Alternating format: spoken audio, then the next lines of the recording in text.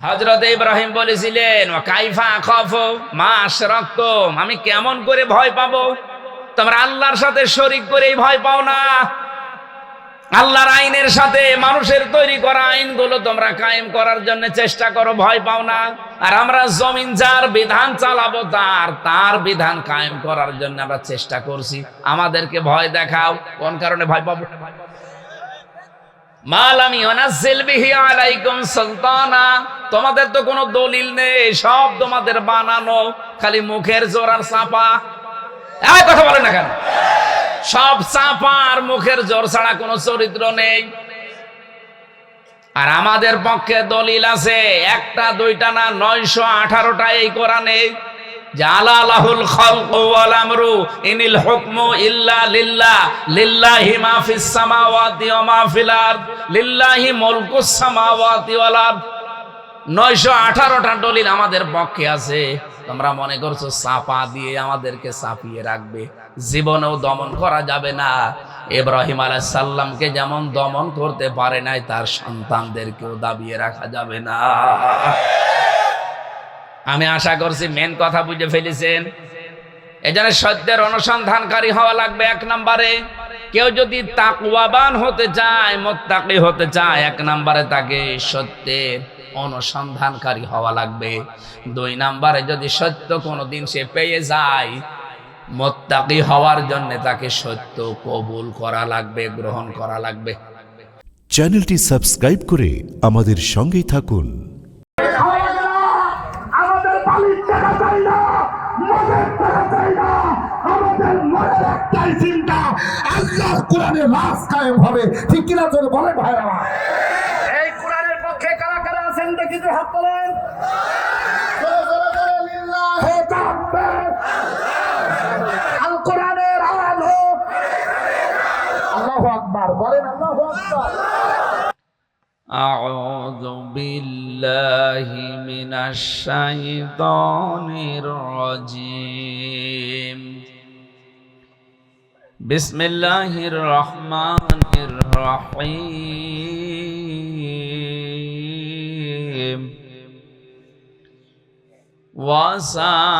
وسارعوا إلى مغفرة من ربكم وجنة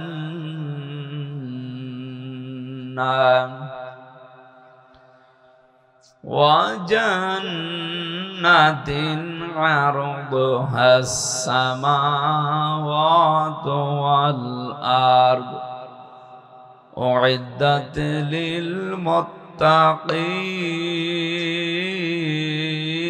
للمتقين أعدت للمتقين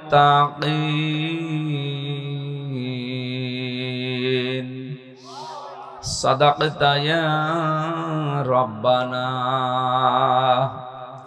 দরবার ইলাহিতে শুকরিয়া জানাচ্ছি। ঈদের আমেজ এখনো যায়নি, এখনো আনন্দ চলছে।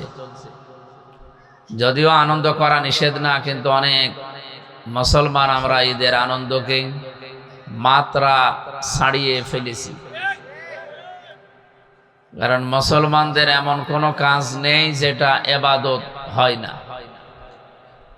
নবীজি বলেছিলেন আল্লাহর পক্ষ থেকে 2টা আনন্দের দিন আছে, একটা ঈদুল আজহা, একটা ঈদুল ফিতর। তো সে আনন্দ করা লাগবে নির্ধারিত গণ্ডির ভেতরে থেকে। আমরা অনেকে গণ্ডি পার হয়ে চলে গিয়েছিলাম, আগামী ঈদ যেন আমাদের গণ্ডি পার না হয়। কথা বুঝতেছে? সুতরাং ঈদের আমেজ যেহেতু এখনো চলছে, এ সমস্ত অবৈধ কোনো কাজে না গিয়ে পৃথিবীতে যত নফল ইবাদত আছে, আফদালুল ইবাদাতি তিলাওয়াতুল কোরআন, এর ভেতরে সর্বোত্তম নফল ইবাদতের তালিকায় আছে কোরআন কেন্দ্রিক যে সমস্ত বিষয়গুলো রিলেটেড আছে। আজকের এই আয়োজন কোরআনের সাথে সম্পৃক্ত। কোরআন যদি না থাকতো এখানে, আমির হামজা এমপি না, ও বাবা আসলেও আপনারা আসতে বলেন বলেন। সুতরাং কোরআনের জন্য যারা এসেছে আজকে তারা আনন্দিত এবং খুশি, কোরআন এখানে আছে এই জন্য। বল বিফাদলিল্লাহি ওয়া বিরহমাতিহি ফাবিযালিকা ফালিয়াফরাহু হুয়া খায়রুম মিম্মা ইয়াজমাউন। দুনিয়ার মানুষ যা গেইন করে, যা অ্যাচিভ করে, যা অর্জন করে, আনন্দ করে, এগুলো স্থায়ী না। ক্ষমতা আজ আছে, কাল নেই।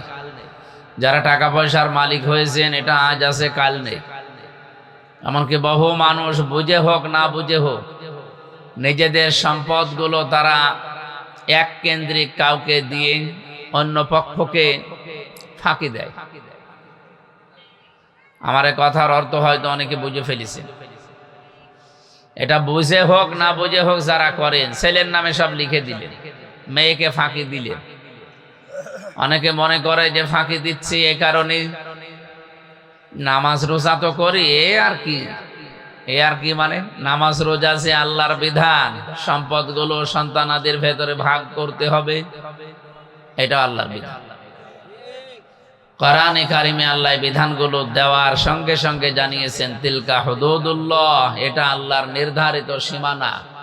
আমাইয়ুতিল্লাহ ওয়া রাসূলাহু ইয়াদখিলহু জান্নাতিন তাজরি মিন তাহতিহাল আনহারু খালিদিনা ফিহা যালিকাল ফাওজুল আযীম। যারা আল্লাহ এবং রাসূলের আনুগত্য করবে তাদেরকে আল্লাহ প্রবেশ করাবে এমন জান্নাতে যার তলদেশ দিয়ে নদী আর নহর প্রবাহমান থাকবে, চিরকাল সেখানে তারা থাকতে পারবে। আর এটাই মহা সফলতা। আমাইয়াসিল্লাহ ওয়া রাসূলাহু ওয়া ইয়াতাআদ্দা হুদুদাহু ইয়াদখিলহু নারান খালিদান ফিহা ওয়া লাহু আযাবুম মুহিন। সূরা নিসার ভেতরে এসেছে, আল্লাহ পাক বলেন, যে ব্যক্তি আমার বিধান শোনার পরে যারা সীমা লঙ্ঘন করবে এদেরকে আমি আগুনে প্রবেশ করাবো, এরাও চিরকাল থাকবে।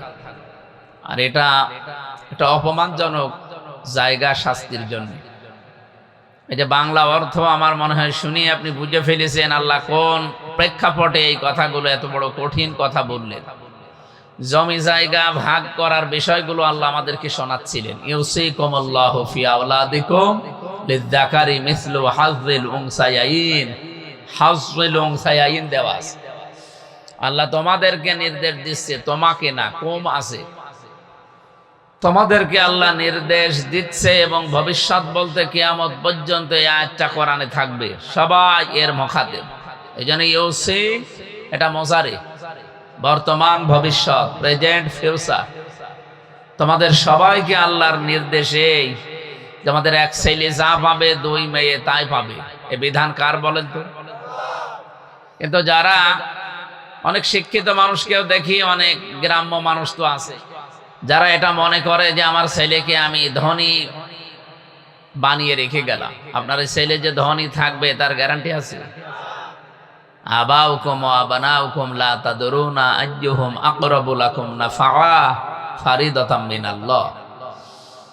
তোমাদের মা বাবা, তোমাদের সন্তান সন্ততি, তোমরা জানো না যে কে তোমাদের উপকারী। আপনি সন্তানকে ধনী বানিয়ে রেখে গেলেন একজনকে ফাঁকি দিয়ে, ওই সম্পদ ওর কাছে থাকবে, আপনাকে গ্যারান্টি কেউ দেয়নি, আর এটা থাকবেও না। অবৈধ কোনো কিছু করে গেলে এমন একটা অসুখ আল্লাহ মনে করেন চাপিয়ে দেবে, যা সম্পদ রেখেছিলেন সব বিক্রি করে আরো কিছু যোগ করা লাগবে। এরকম রোগ দেশে নেই?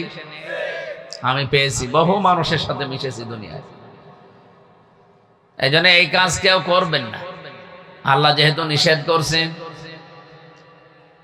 এই ওয়ারিশ যারা জমি জায়গা ভাগ করার কথা বলতে বলতে আল্লাহ তিলকা হুদুদুল্লাহ দিয়েছেন, এটা আল্লাহর নির্ধারিত হদ, সীমানা, বর্ডার। এই বর্ডার গুলো কেউ যেন ক্রস না করে, এরকম বর্ডার আছে পরা কোরআনের ভেতরে 500। কত? আমাদের বাংলাদেশে বর্ডার কয়টা বলেন তো? সাত দেখে বর্ডার কয়টা? 34টা। 34 না 32? হ্যাঁ, 32টা। এতগুলো বর্ডার যদি আপনি ক্রস করতে চান, পাসপোর্ট যদি না থাকে, ভিসা না থাকে, আপনাকে মনে হয় মামার আদরে ঢুকতে দেবে না? আগে ছিল, কিন্তু এখন আর নেই। যেহেতু প্রত্যেকটা দেশের সীমানা করা আছে, বর্ডার দেওয়া আছে, আল্লাহ রাব্বুল আলামিন আমাদেরকে পৃথিবীতে চলার জন্য 500টা বর্ডার দিয়েছে। এই বর্ডারের কাছে যখনই যাবেন, আপনার যদি ঈমান থাকে, আপনি যেন থমকে যান, দাঁড়িয়ে যান। এই কাজগুলো যারা করেন তারা যেন আজকের আলোচনা শোনার পরে আপনি ওই জায়গায় স্টপ হয়ে যান, দাঁড়িয়ে যান, আল্লাহ যেন কবুল করেন, আমিন। সুতরাং ওই সমস্ত আনন্দগুলো করলে কোরআনের সাথে যেহেতু মেলে না, আমরা এরকম কোনো আনন্দে আগামীতে যেতে চাই না। ঈদের আনন্দ চলছিল, যতটুকু করেছেন আমার বিশ্বাস বাংলাদেশে হয়তো সীমানা পার হয়ে গেছে অনেক ক্ষেত্রে। যারা আমরা সীমানা পার করি নাই, বর্ডার ক্রস করি নাই, এই মানুষগুলোই এই ময়দানে এসেছে। যারা মমতাজের গানের অনুষ্ঠানে যেত তারা এখানে আসে না, আর ওরকম মানুষ এখানে আসেও না। আসে এখানে যারা আসবে, এসেছে, আমার বিশ্বাস এই মানুষগুলো জান্নাতি। কারণ নবীজির ভাষা, এটা যদিও ফুটবল খেলার ময়দান, কিন্তু এটা এখন জান্নাতের বাগান, রিয়াজুল জান্নাহ।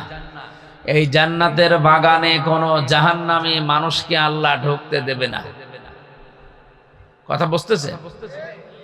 কারণ জান্নাতের একটা নিয়ম হচ্ছে, কেউ যদি জান্নাতে একবার যেতে পারে, কোনোদিন আল্লাহ তাকে বের করে দেয় না, আর সে বের হতেও চায় না। রব্বুল আলামিন বলেন, খালিদিনা ফিহা লা ইয়াবগুনা আনহা হিওয়ালা। চিরকাল মানুষ জান্নাতে থাকবে, বৈশিষ্ট্য আল্লাহ এভাবে দিয়েছেন বানিয়ে। কোন মানুষ জান্নাত থেকে বের হতে চাইবে না, আল্লাহ বের করেও দেবে না। ওয়ালাকুম ফিহা মা তাশতাহি আনফুসুকুম ওয়ালাকুম ফিহা মা তাদউন নুজুলাম মিন গফুরির রহিম। রব্বুল আলামিন বলেন, এমন বাগান বানিয়েছি, ওই জান্নাতের ভেতরে চাওয়ার আগে জিনিস পাওয়া যাবে। এ পৃথিবীতে এমন কোন জায়গা আপনি পাবেন না যেখানে চাওয়ার আগে জিনিস পাওয়া যায়। চাবেন, এরপরও দেরি হবে। কি কথা বললেন? প্রধানমন্ত্রী এখন যিনি আছেন, কোনো কিছু চাইলেই সঙ্গে সঙ্গে পাবে না, চাবে, নিয়ে আসতে দেরি হবে। কিন্তু জান্নাত আল্লাহ এমন ভাবে বানিয়েছেন, মনের ভেতরে কামনা আসলেই সঙ্গে সঙ্গে সামনে হাজির হয়ে যাবে। নবীজি বলেন, কোন মানুষ যদি জান্নাতের ভেতরে, নহরের ভেতরে যায়, হঠাৎ একটা মাছ লাফ দিয়ে এসে, আপনার ডিঙ্গি, নৌকা, জাহাজ যায় বলেন, আসবে, এসে বলবে, আল্লাহর বান্দা, আপনি আমাকে খেতে চান? মনের ভেতরে যদি কামনা আসে যে মাছটা খেতে পারলে ভালো হতো, সঙ্গে সঙ্গে রান্না হয়ে আপনার সামনে চলে আসবে। মানুষ মাছটা খাবার পরে যখন কাঁটাগুলো ফেলে দেবে, ওগুলো আবে মাছের রূপান্তরিত হয়ে লাফ দিয়ে নদীর ভেতরে যাওয়ার সময় বলবে, আসসালামু আলাইকুম ইয়া আব্দুল্লাহ, হে আল্লাহর বান্দা, আপনি সুখে থাকেন, আমি বিদায় নিলাম। এটার নাম জান্নাত। আল্লাহ পাক বলেন, এই জান্নাত আমি আল্লাহ এমন ভাবে মেহমানদারি করার জন্য রাখলাম, নুজুলাম মিন গফুরির রহিম। দুইটা নাম আল্লাহ এখানে দিয়েছেন, গফুর, রহিম। কোন মানুষ যদি দুনিয়াতে জান্নাতের কাজ করতে গিয়ে সফল হতে নাও পারে, যদি চেষ্টা চালায়, আল্লাহ তার জন্য গফুর। কোন মানুষ যদি জান্নাতের কাজ করতে গিয়ে হোঁচট খায়, কষ্ট পায়, আমার আল্লাহ তার জন্য রহিম। জোরে বলেন সুবহানাল্লাহ। এই জন্য জান্নাতের কাজ যতগুলো দুনিয়াতে আছে, সর্বোত্তম কাজ হচ্ছে পৃথিবীতে আল্লাহর দেওয়া বিধান কায়েম করার চেষ্টা করা। কথা খুব অল্প সময় বলবো, এই জন্য চিন্তা ভাবনা করে শুনবেন। আমি গতানুগতিক কথা বলি না, টেবিল মেবিল ভেঙে ফেলবো, একেবারে এদিক ওদিক চলে যাবো না, আমার অভ্যাসও নেই, আর আমি পারিও না। আমি যা বলবো এখান থেকে যেন আমরা শিক্ষা নিতে পারি। রব্বুল আলামিন কোরআনে কারিমে আমার যতটুকু আয়ত্ত আছে, আমার এই ব্রেনের ভেতরে এটা অলরেডি ঢুকেছে। আল্লাযী খালাকাল মাউতা ওয়াল হায়াতা লিয়াবলুয়াকুম আইয়ুকুম আহসানু আমালা ওয়া হুয়াল আজিজুল গফুর। আগের আয়াতে বলেছিলাম নুজুলাম মিন গফুরির রহিম, একটা গফর, একটা রহিম। আর এই জায়গায় কি আছে? হুয়াল আজিজুল গফুর, দুইটা নাম আছে। আপনি কোনদিন চিন্তা করেছেন আল্লাহ এই নামগুলো কেন বক্তব্য দেওয়ার পরে পরেই ব্যবহার করেন? আপনি দেখবেন বিভিন্ন কথা বলার পরে আল্লাহ তার নাম ব্যবহার করেছেন। আমি আজকে তেলাওয়াত কি আয়াতে নামাজের ভেতরে পড়ছিলাম, কোন জায়গায় আল্লাহ নামাজের ভেতরে যেগুলো আমরা পড়ি, কিছুক্ষণ পড়ে পড়ি তার নাম দিয়েছেন।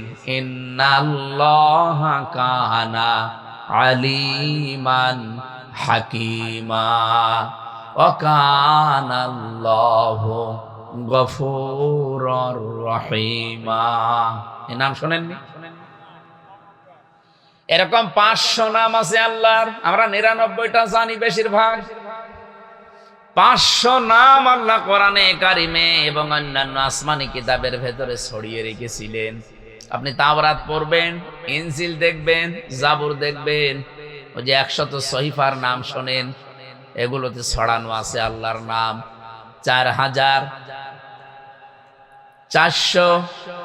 4,901টা আমি অন্যান্য তাফসিরের ভেতর থেকে কোট করেছিলাম। 99টা নাম অলরেডি আল্লাহ কোরআনে কারিমে বিভিন্ন জায়গায় এভাবে দিয়েছেন। এখানে যে 2টা নাম দিয়েছেন, আমার এই ছোট্ট মাথা এটা ধরা পড়েছে তাফসির পড়ার মাধ্যমে। রব্বুল আলামিন বলেন, তোমাদের হায়াত আর মওত বানিয়ে দুনিয়ায় পাঠালাম কেন জানো? লিয়াবলুয়াকুম আইয়ুকুম আহসানু আমালা, আমি যেন তোমাদেরকে পরীক্ষা করে নিতে পারি তোমাদের ভেতরে কে সবচাইতে ভালো কাজ করে আমার কাছে আসতে পারো। এ পর্যন্ত শুনেছেন কারা কারা? হাত তোলেন তো। ও বাবা, কার সামনে ওয়াজ করছে? এখনো সবগুলো হাত ওঠে না, তার মানে আপনার অন্য খেয়ালে আছে। এভাবে ক্লাস করা যাবে না, আরো একটি ভাবা লাগবে। এদিক তাকান, যা বলবো সেই গোড়া থেকে শেষ পর্যন্ত আমি কমপক্ষে 7টা শিক্ষা দিয়ে শেষ করে দেব। আমাদের মওত আর হায়াত আল্লাহ বানিয়েছেন। আল্লাযী খলাকাল মাউতা ওয়াল হায়াতা, আল্লাযী খলাকাল হায়াতা ওয়াল মাউতা দেয়নি, আগে মওত বানালাম এরপরে হায়াত বানালাম। এখানে আমার মনে হয় আলেমরা ছাড়া কেউ বলতেই পারবেন না যে আমাদের হায়াত কয় প্রকার। পারবেন না? জানেন আমাদের হায়াত 5 প্রকার। এই পৃথিবীতে আসার আগে এই 2টা হায়াত আমরা পার করে ফেলেছি। একটা আলমে আরওয়াহ, রুহের জগৎ, একটা আলমে বুতুন, মায়ের পেটের জগৎ। এখন যেটা আছে আলমে দুনিয়া, এই পৃথিবীর জগৎ। এরপরে আর একটা সামনে আসছে আলমে বারজাখ, কবরের জগৎ। এরপরে একটা সর্বশেষ আসবে আলমে আখিরাত, পরকালের জগৎ। এই 5টার ভেতরে 2টা অলরেডি পার করে ফেলেছি, সামনে 2টা আছে, মাঝখানেরটায় আছি। তার মানে যেহেতু 2টা পার হয়ে গেছে, সামনে 2টা আছে, মাস্ট বি আপনাকে সামনের 2টায় যাওয়াই লাগবে। কি কথা বুঝতেছে? আল্লাহ আগে হায়াত ওয়াল মাউতা দেননি, আল্লাযী খলাকাল মাউতা ওয়াল হায়াতা দিয়েছেন। আমি যতগুলো তাফসীর আয়ত্ত করতে পেরেছি, সব মুফাসসির একমত। আল্লাহ মানুষকে এটাই স্মরণ করাতে চায়, বান্দা বান্দি যত উপরে ওঠো না কেন, সব সময় এই চিন্তা করবা যে মরা লাগবে। এই চিন্তাটা যার ভেতরে যত বেশি বদ্ধমূল হবে, ওর দুনিয়ার জীবন তত বেশি পরিচ্ছন্ন হবে। আমি যত উপরে উঠি না কেন, আমি যেহেতু একেবারে এমপি পর্যন্ত হয়ে গেছি, এখন এই দেশের সর্বোচ্চ আর একটা ধাপ আছে মন্ত্রী, এরপরে আর নেই। আমি যত উপরে উঠি না কেন, এই চিন্তা যদি আমার থাকে যে আল্লাহ আমার মরা লাগবে, আমার দ্বারা দুর্নীতি করা সম্ভব না। এরপরে আল্লাহ দিয়েছেন লিয়াবলুয়াকুম, লি মানে যেন, তোমাদের সবাইকে আল্লাহ পরীক্ষা করতে চান। আইয়ুকুম, তোমাদের ভেতরে কে আহসানু আমালা, আকসারু আমালা দেয়নি আল্লাহ, যে বেশি বেশি কাজ করে আসতে পারে। আল্লাহ বলেন আমার বেশি কাজ লাগবে না, আমার ভালো কাজ লাগবে। কি কাজ?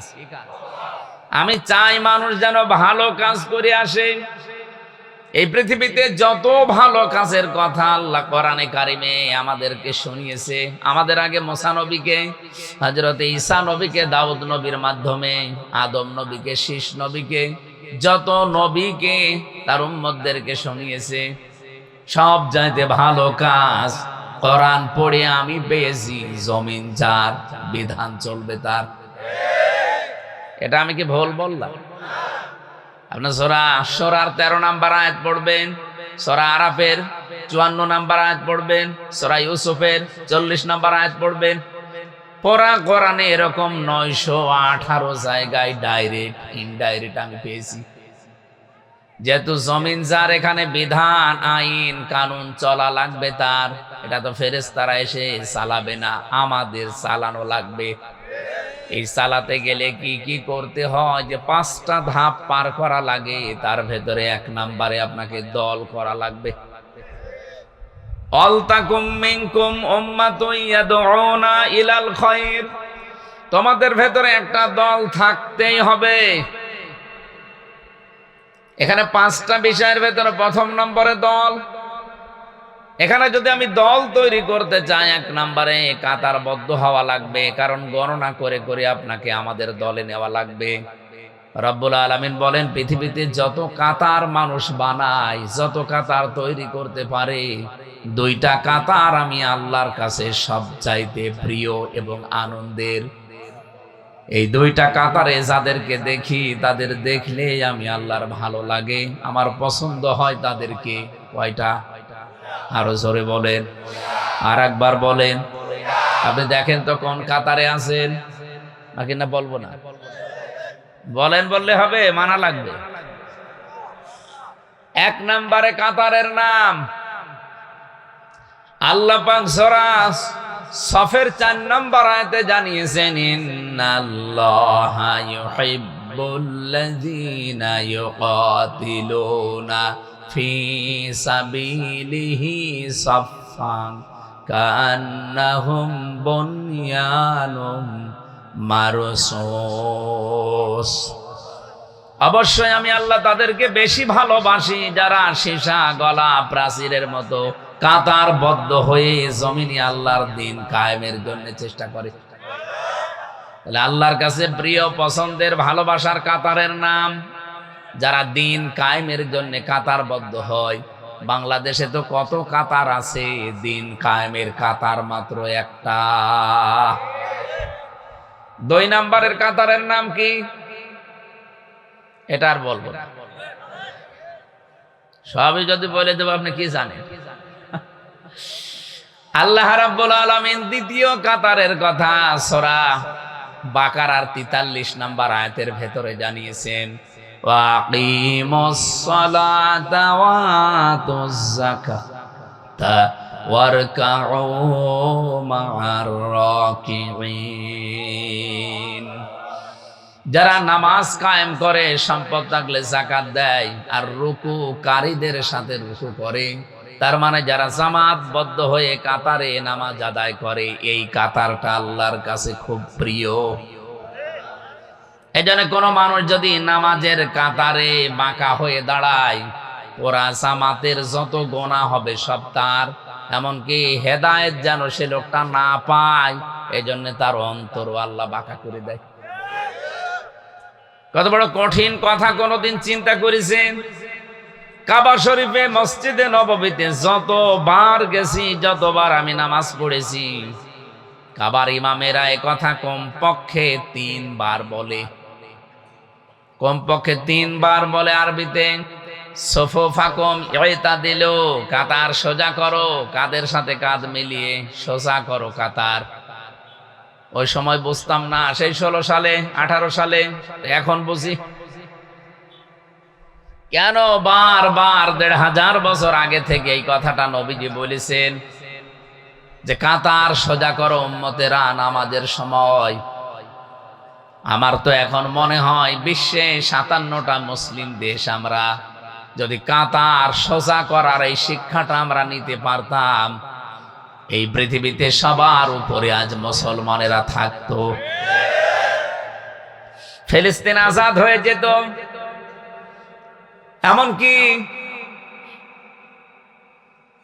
বাংলাদেশেও যে ষড়যন্ত্র চলছে মুসলমানদেরকে নিয়ে, ইসলামকে নিয়ে, এইটা করার কোনো সাহস কোনো মানুষ দেখাতো না। আমি নাম নিলাম না, এই জন্য দুঃখিত। মুসলমানদেরকে আজ ঘায়েল করার জন্য দেশে ইসলাম যেন কায়েম হতে না পারে যত ষড়যন্ত্র করছে বিভিন্ন মুসলমান নামধারী। এই নামগুলো নিলে খুব ভালো হতো, কিন্তু নিতে পারলাম না। এই মানুষগুলো মনে করছে আমরা যদি এভাবে করতে থাকি এ দেশে কোনোদিন ইসলাম কায়েম হবে না। না, আপনি ষড়যন্ত্র কত দূর যেতে পারবেন? আল্লাহু খায়রুল মাকিরিন, সর্বোত্তম কৌশলী আমার আল্লাহ। মহা পরিকল্পনা নিয়ে বসে আছে। আপনি 9 বছর 13 বছর 17 বছরের ট্রেনিং নিয়ে যা করেছেন, একটা ট্রেনিংও কাজে লাগবে না। মহা পরিকল্পনাকারীকে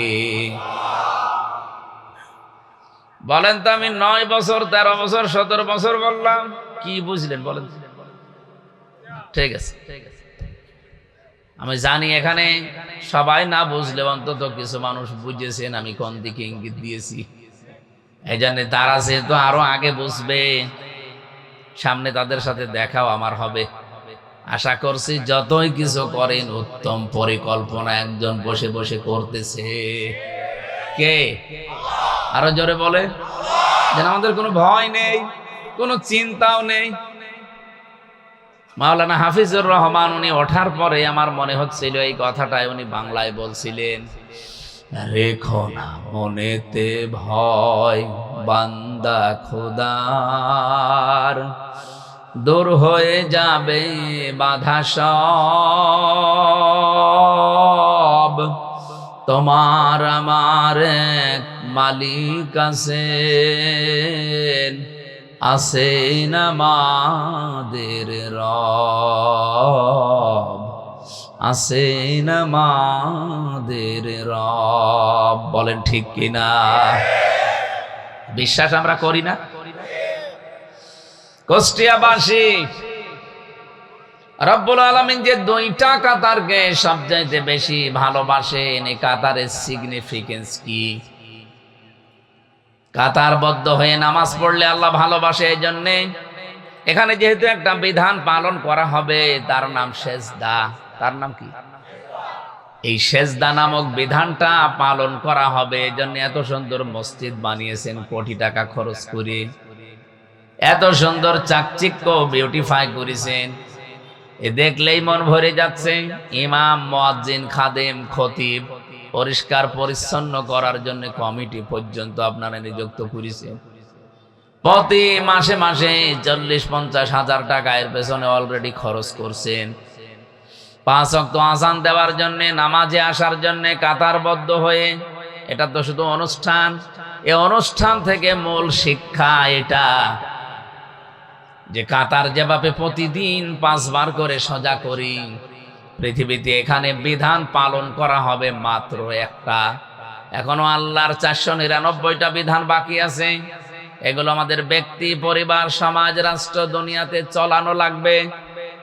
একটা বিধান পালন করার জন্য যদি এত কিছু করা লাগে, এত অনুষ্ঠান করা লাগে, 499টা বিধান পালন করার জন্য কত কিছু করা লাগবে আপনি বলেন। এই শিক্ষাটাই নামাজের কাতারে আমাদের দেয়।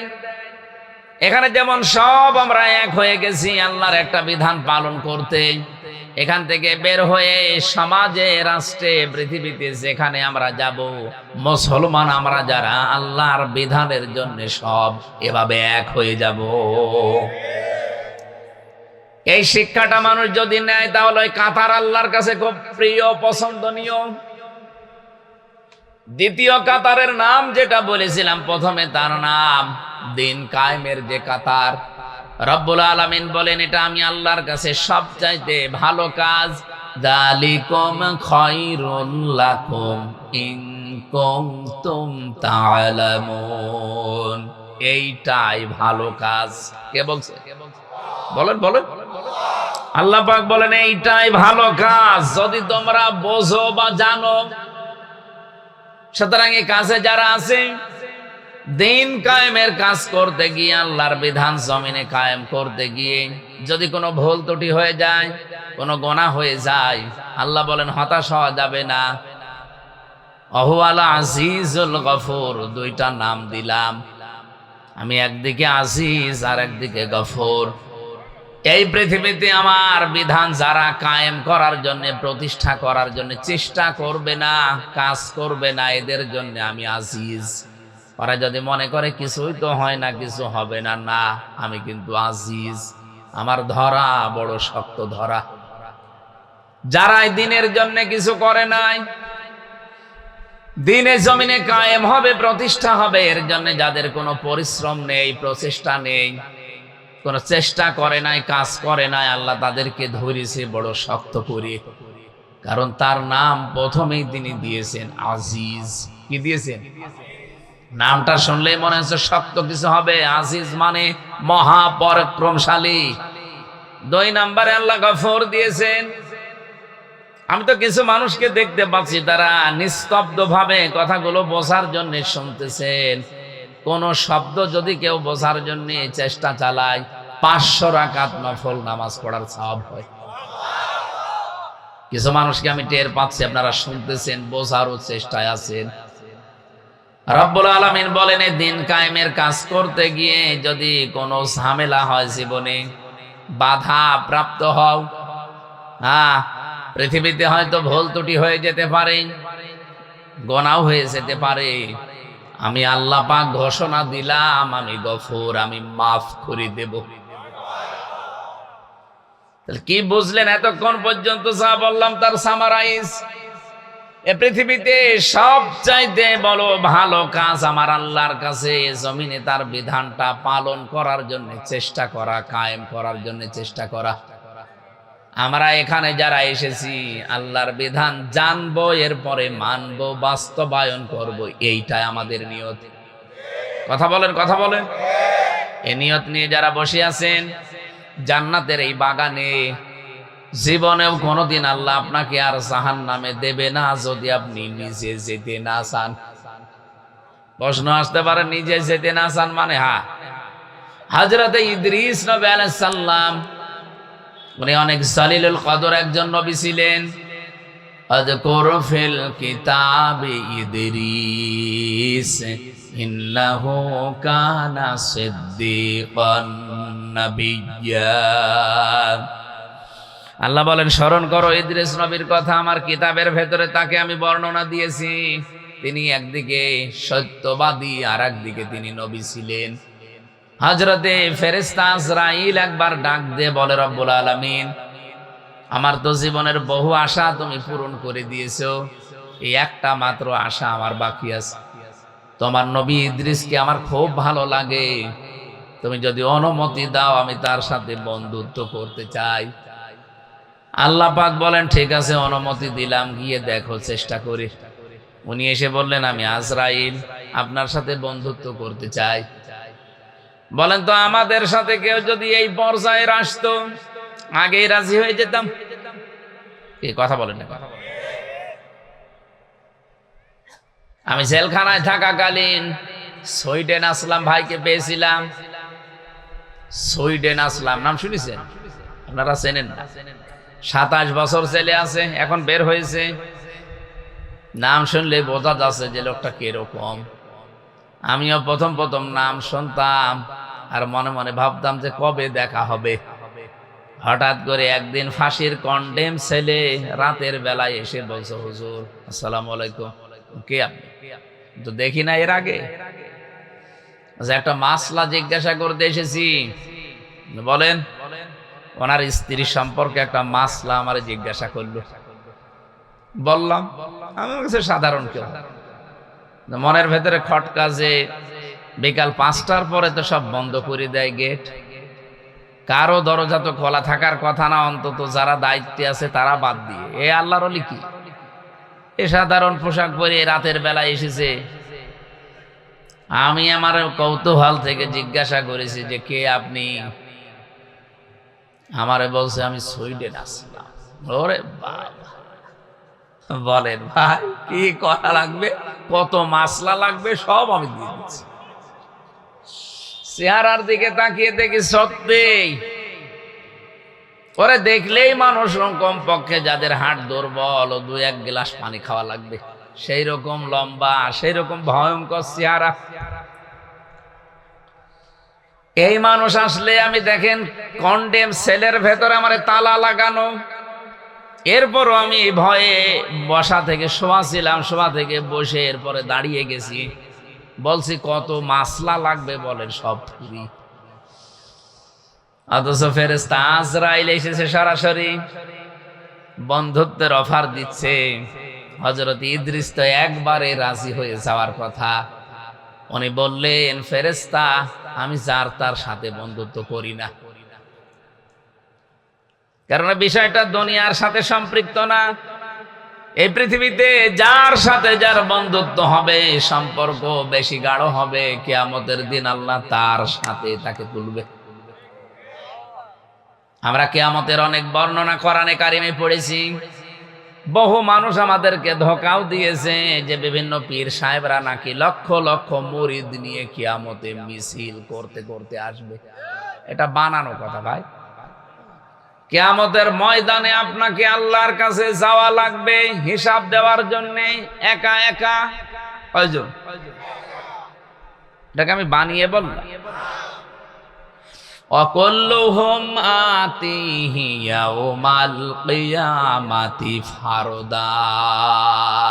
সূরা মরিয়মের ভেতরে আছে 95 নম্বর আয়াত।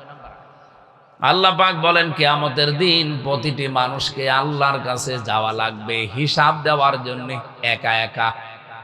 আপনি কোথায় পেলেন যে পীর সাহেবরা লক্ষ মানুষ নিয়ে মিছিল করতে করতে যাবে?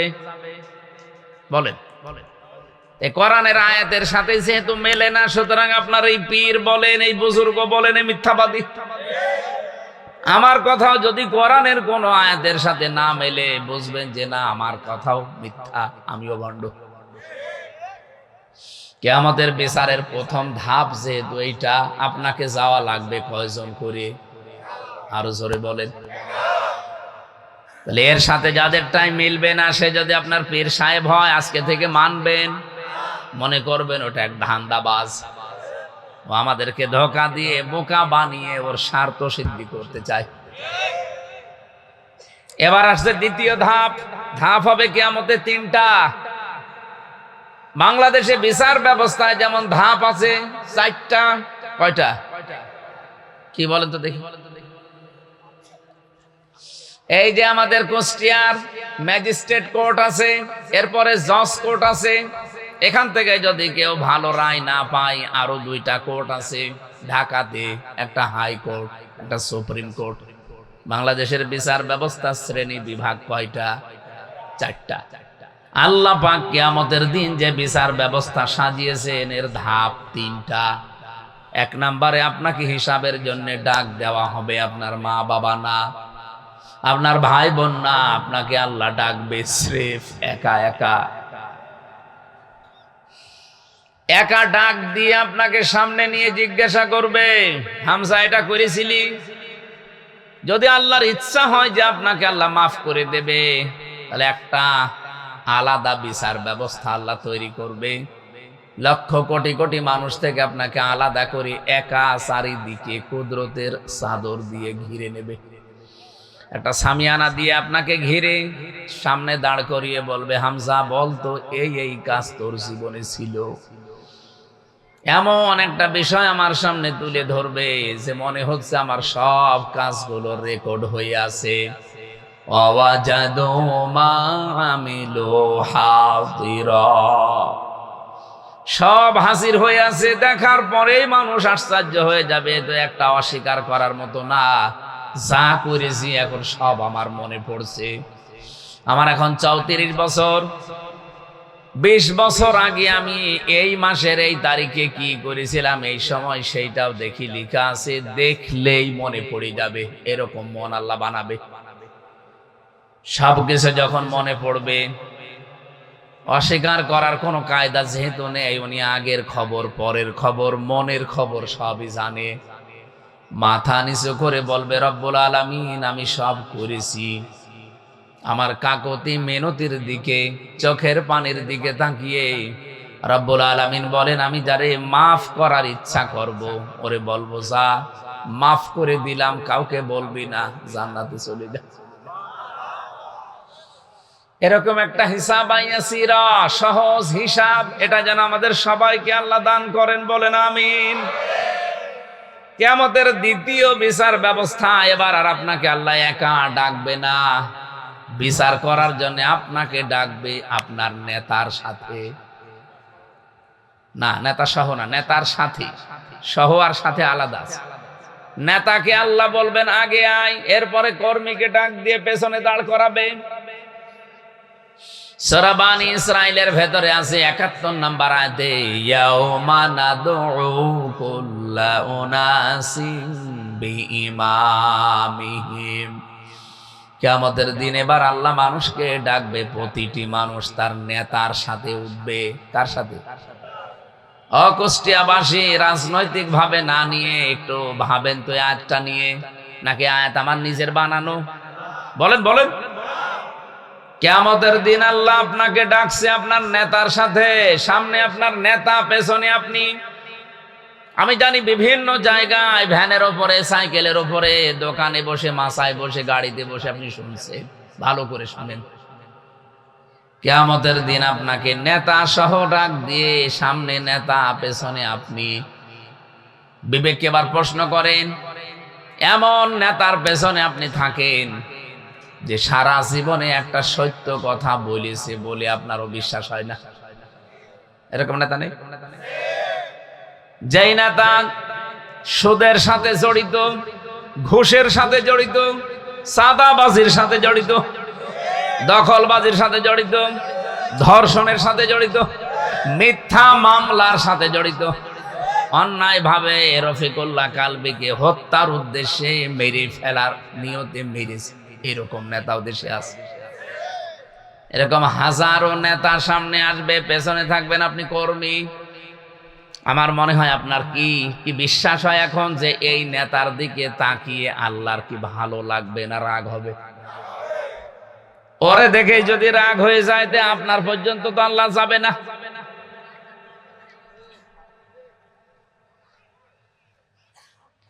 আমার তো আয়াতটা পড়ে তাফসীর যখন আমি মিলাই, আমার ভয় হয় বাংলাদেশে বহু মানুষ এই নেতার কারণে ধরা খাবে। এখানে ধরা খাওয়া মানুষ আছে না নেই? কারা কারা আছেন হাত তোলেন তো। এই একজন আপনি ধরা খাবে। ও যদি এখনই মনে হয়, বিশ্বাস হয় যে আমি ধরা খাবো, আসলেও ধরা খাবে, কারণ ওর নেতা ঠিক নেই। এই নেতা ঠিক আছে আপনার? ঠিক নেই। অবশ্যই আপনার নেতা মিথ্যা মামলা দিয়ে বাণিজ্য করেছে, এই জন্য আপনার বিশ্বাস হচ্ছে না।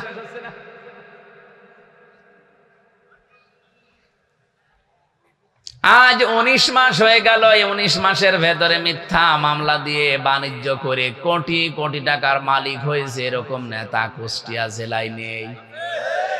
আমি কি নাম ধরবো? নাম ধরে আমি মায়ের খাই, করুক। এমনকি 17 বছরে অনেকে যা কামাতে পারে না, এ 19 মাসে অনেকে তার চাইতে বেশি মাল কামিয়েছে। কি বৈধ পথে?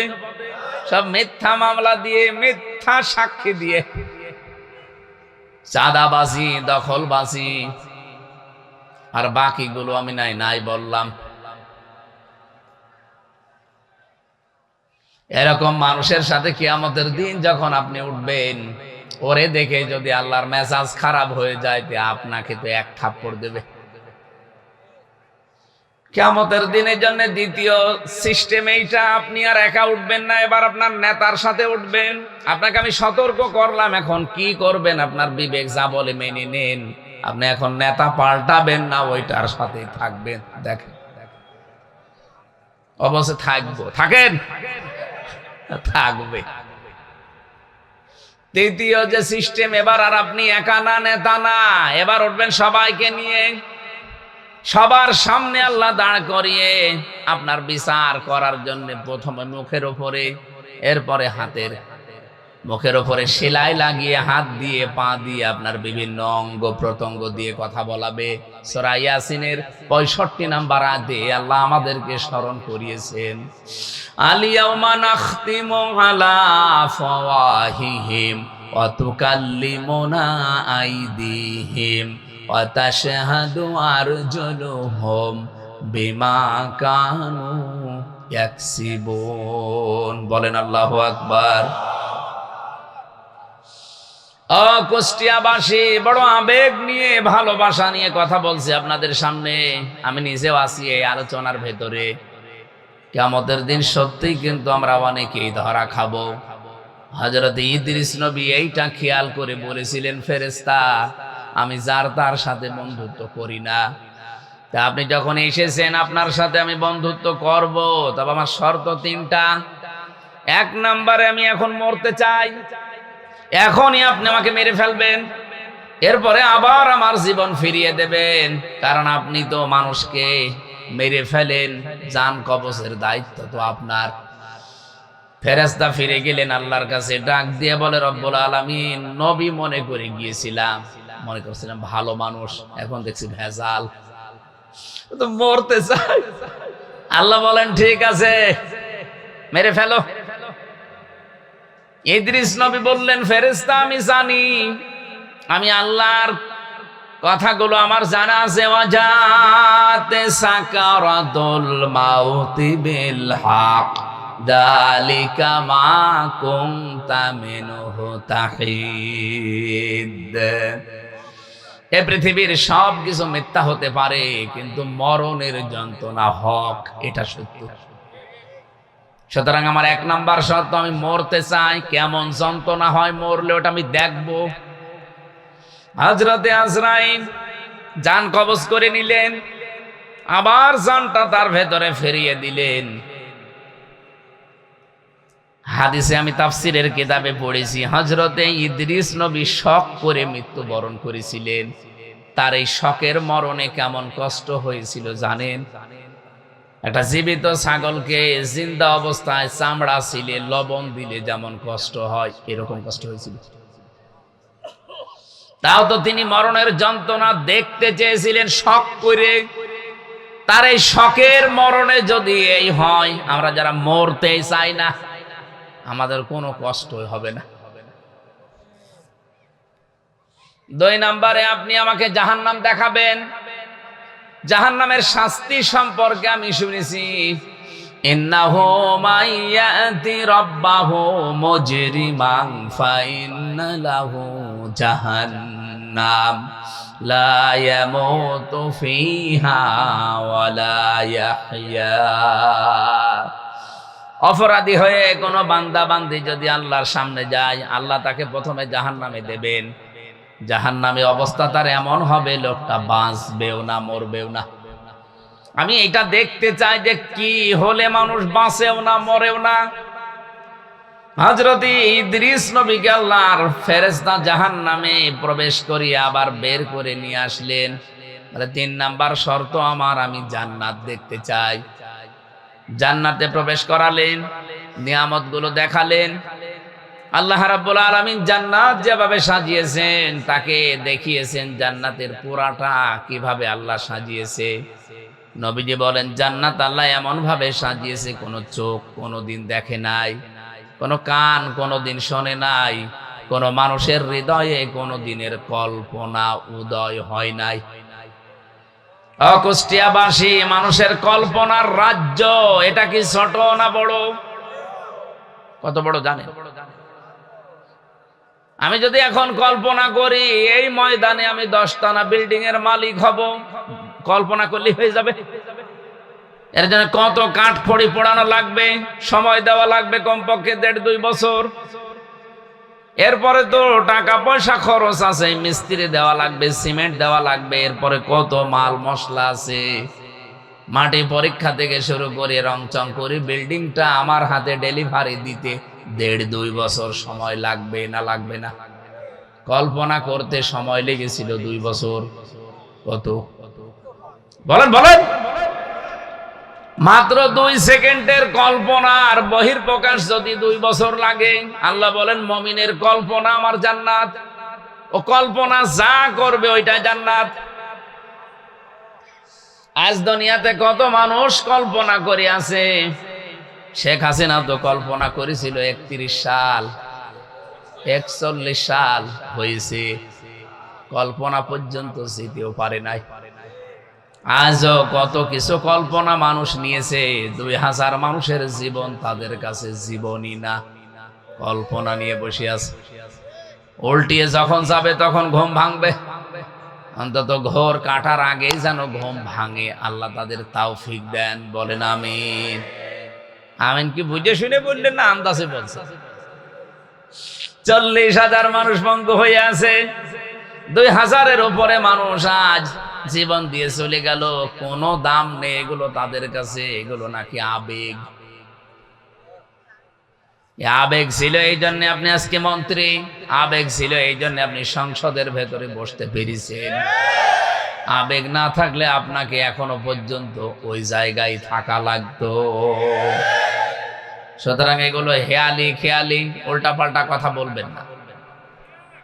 আবেগের জন্য আজ আমির হামজা এতগুলো মানুষের সামনে কথা বলতে পারছে, তো আমির হামজা কুষ্টিয়ায় ঢোকা সম্ভব ছিল।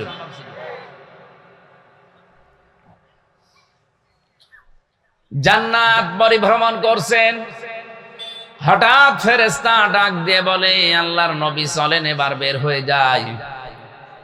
হযরতে ইদ্রিস নবী বললেন, ফেরেশতা আমি আল্লাহর ঘোষণা জানি, খালিদিনা ফিহা আবাদা।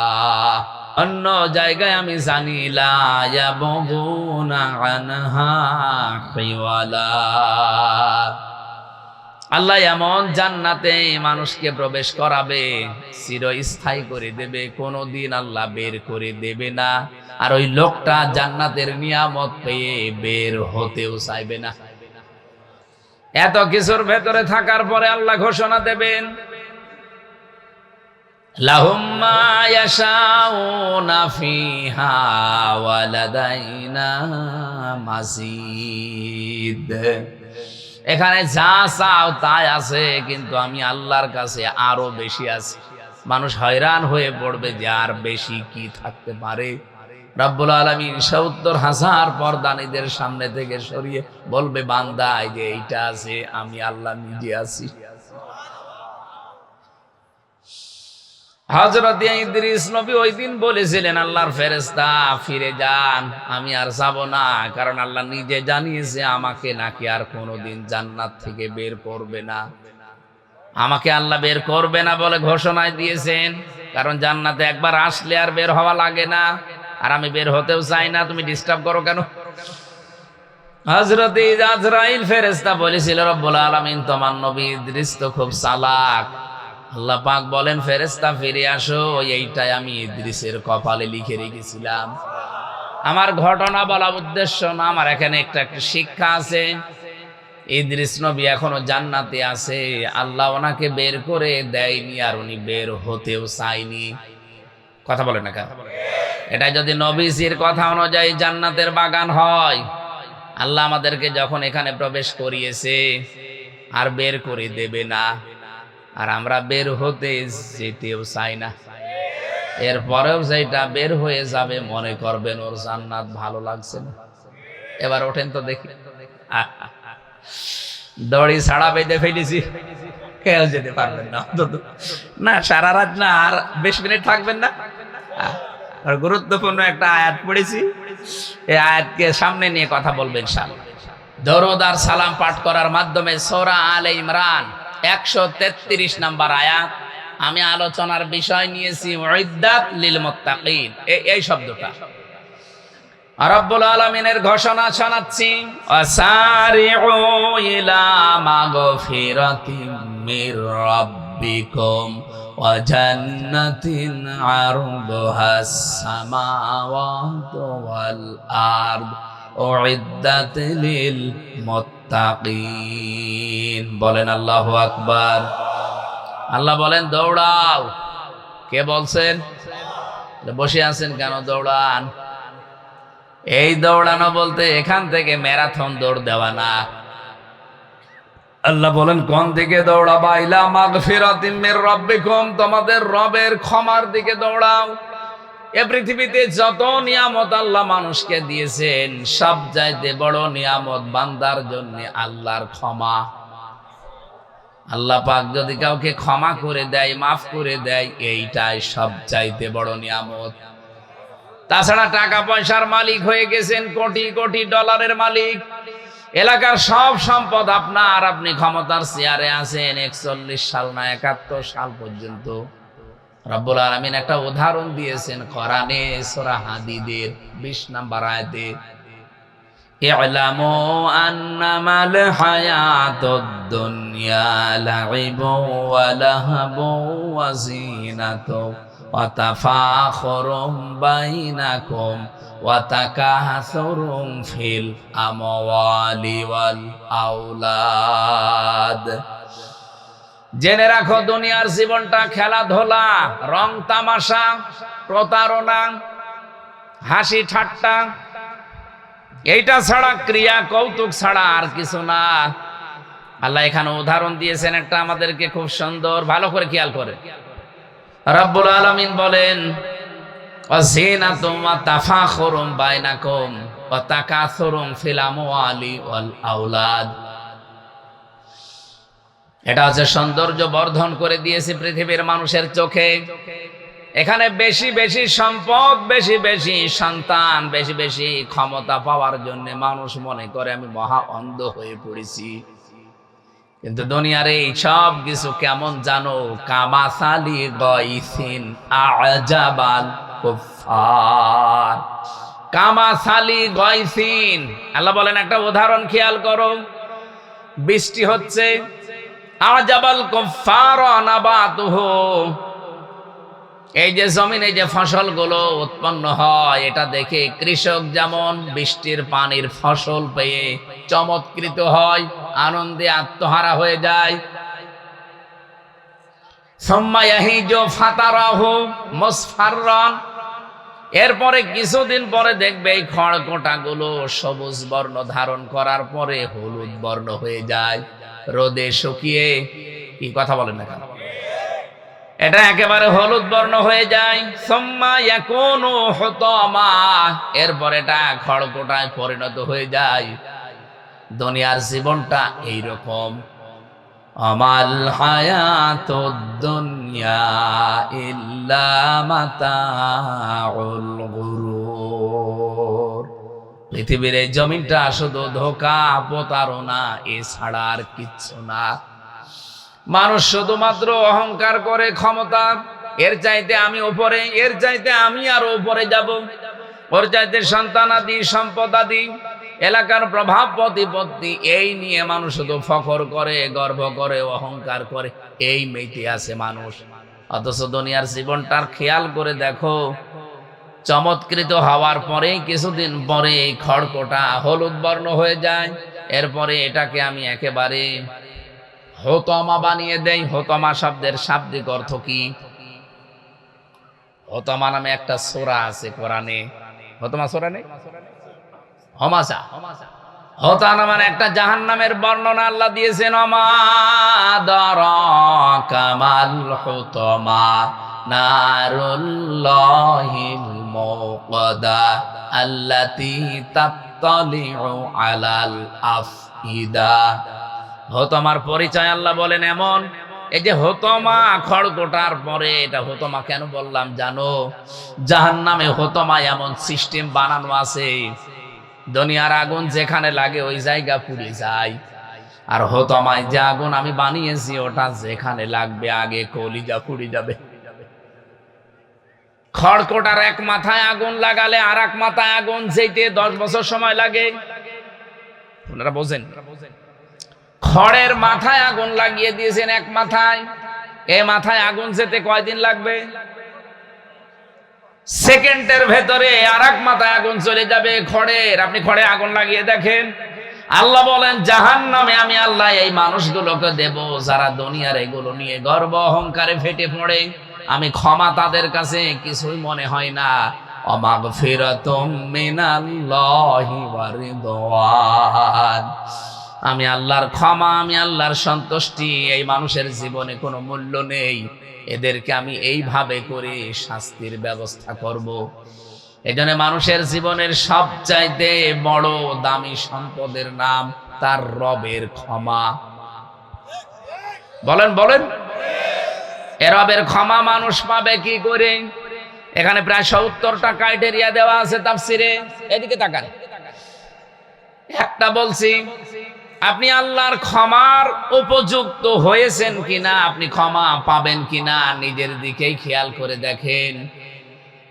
একজন সাহাবীর জীবনী পড়ছিলাম।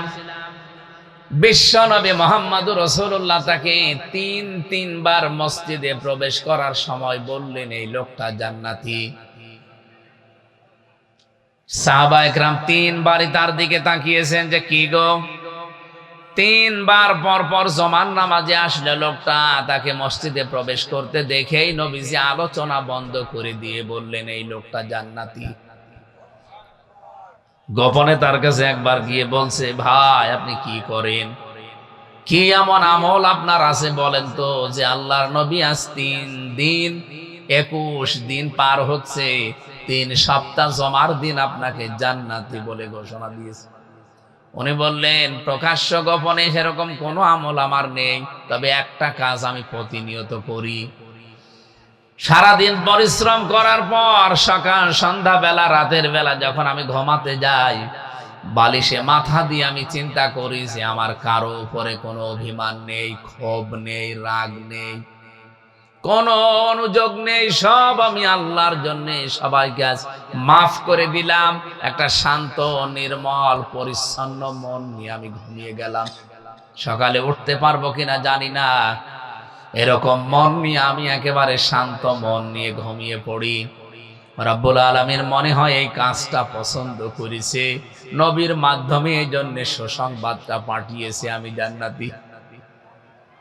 তিনি সারাদিনের পরিশ্রান্ত শরীর বালিশে মাথা দেওয়ার পরে চিন্তা করতেন, কারো উপরে আমার কোনো রাগ নেই, ক্ষোভ নেই, অভিযোগ নেই, যা আছে সব আমি মাফ করে দিলাম আল্লাহর জন্য।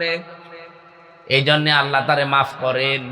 আর আমরা সারাদিন পরিশ্রম করি, যাই করি, সন্ধ্যা বেলা রাতের বেলা ঘুমানোর সময় চিন্তা করি কার 12টা বাজাবো, সকালবেলা উঠে কার নামে মিথ্যা মামলা দেব, কার নামে মিথ্যা তথ্য ছড়িয়ে সাংবাদিক বিভিন্ন জায়গায় মিথ্যা তথ্যগুলো সংগ্রহ করে কি করে কার 12টা বাজাবো, কার চরিত্রে কলঙ্কর দাগ দেব, এই চিন্তা করে মানুষ ঘুমায়। এরকম মানুষ আছেন কারা? হাত তোলেন তো। এই এলাকায় ওয়াজ দেওয়ার দরকার কি? তো সব আল্লাহর ওলি বসে আছে। আমি তো এরকম মানুষই চাচ্ছি। কুষ্টিয়াবাসী ওই সাহাবীকে নবীজি যেভাবে সুসংবাদ দিয়েছিলেন, ক্ষমা মাফ, আমরাও এই কাজটা আজকে থেকে করতে চাই। আমার মনে হয় রাজনৈতিক যত দল এই দেশে আছে, ধর্মীয় যত দল আছে, যত জায়গাগুলো আছে প্রতিষ্ঠান কেন্দ্রিক বাংলাদেশে, সব জায়গা থেকে যদি আমরা এই চিন্তাটা করতে পারতাম ঘুমানোর সময়, যে আমার কারো উপরে কোনো রাগ নেই, অভিযোগ নেই, কোন রকমের কোনো কিছু নেই, সব আমি আল্লাহর জন্য মাফ করে দিলাম, বাংলাদেশ কালকে সকালেই জান্নাত হয়ে যাবে। কি কথা বোঝেন আমার? এই কথার ওজন কত আপনি টের পেয়েছেন? আমি কিন্তু সবগুলোকে পেছিয়েছি। এইটাই দরকার ক্ষমা পাওয়ার জন্য। 70টার ভেতরে এইটা একটা। আপনাকে আল্লাহ মাফ করবে কি দেখে? এই পৃথিবীতে কোন মানুষ যদি সমর্থ থাকার পরেও কাউকে মাফ করে দেয়, মহান আল্লাহ ওই মানুষের 70টা অপরাধ মাফ করে দেয়। এই সুযোগটা থাকার পরও আমরা অনেক সময় কাজে লাগাই না। আমরা আরো সেই পুরাতন রাগগুলো কি করে তোলা যায় সেই চিন্তা করে। এই যে বুঝে ফেলেছি, পুরাতন রাগ কি করে মনে মনে করে কোথায় কি হয়েছে সেইগুলো তুলে তুলে মানুষের উপরে রাগ খাটায়। আল্লাহ আপনাকে যে মাফ করবে সে রাস্তা কই? 2 নম্বরে আল্লাহ বলে না জান্নাতিন, এমন একটা বাগানের দিকে দৌড়াও, এক নম্বরে আমি আল্লাহর ক্ষমা পাবে যারা, তারাই আমার বাগান পাবে। এই বাগান মানে জান্নাত, জান্নাতুন মানে বাগান। এই জান্নাত পাওয়ার জন্য তোমরা দৌড় প্রতিযোগিতা করো। আফিদালিকা ফালিয়াতানা ফাসিলে মুতানাফিসুন। আমি আল্লাহর যে জান্নাত তোমাদের জন্য বাগান বানিয়েছি, ওই বাগান পাওয়ার জন্য তোমরা দুনিয়ায় প্রত্যেকেই প্রতিযোগিতা আরম্ভ করো। এর আগে যে শব্দগুলো আল্লাহ দিয়েছেন, খিতামুহু মিসকুন, অমিসাজুহু মিন তাসনিম, আইনাই ইয়াশরাবু বিহাল মুকাররাবুন। এই তাসনিম শব্দের ব্যাখ্যাটা আমি মালয়েশিয়াতে ইন্টারন্যাশনাল ইসলামিক ইউনিভার্সিটির একটা সেমিনারে ছিলাম, ওই জায়গায় এই ব্যাখ্যাটা আমি পেয়েছিলাম। রব্বুল আলামিন যে তাসনিম শব্দটা দিলেন, ঝর্ণা ধারা, এই ঝর্ণা থেকে কি পানি বের হয় সেই পানির একটা বর্ণনা দিচ্ছিলেন ডক্টর জাকির নায়েক, আর রাশিয়া বিশ্ববিদ্যালয়ের একজন শিক্ষক। উনি বলছিলেন এই যে কোরআনে কারিমে মুসলমানদের কোরআনে এই যে শব্দটা তাদের মালিক দিয়েছে, তারা কি কোনোদিন চিন্তা করে এই শব্দটা নিয়ে? আমিজাজুহু মিন তাসনিম, আইনা ইয়াশরাবু বিহাল মুকাররাবুন। এমন একটা বাগান, এমন একটা ঝর্ণা ধারা থেকে মানুষকে আল্লাহ পানি পান করাবে, তার নিকটবর্তী বান্দাদেরকে এই ঝর্ণা থেকে পানি পান করাবে। আমরা যারা সামনে বসে আছি, প্রায় 42টা দেশের বিশ্ববিদ্যালয়ের ছেলেমেয়েরা প্রশ্ন ছুড়ে দিয়েছে যে বলো তো এই পৃথিবীতে সবচাইতে দামি পানির নাম কি? তাসনিম আইনুন ইয়াশরাবু বিহাল মুকাররাবুন, যেটা পান করবে।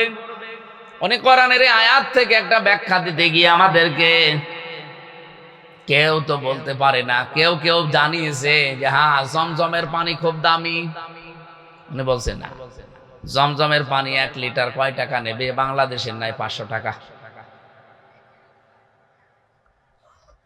আমার মনে হয় এখানে অনেকে জানেন কি জানেন না, আমি জানি না। অ্যাকোয়া ক্রিস্টোলা,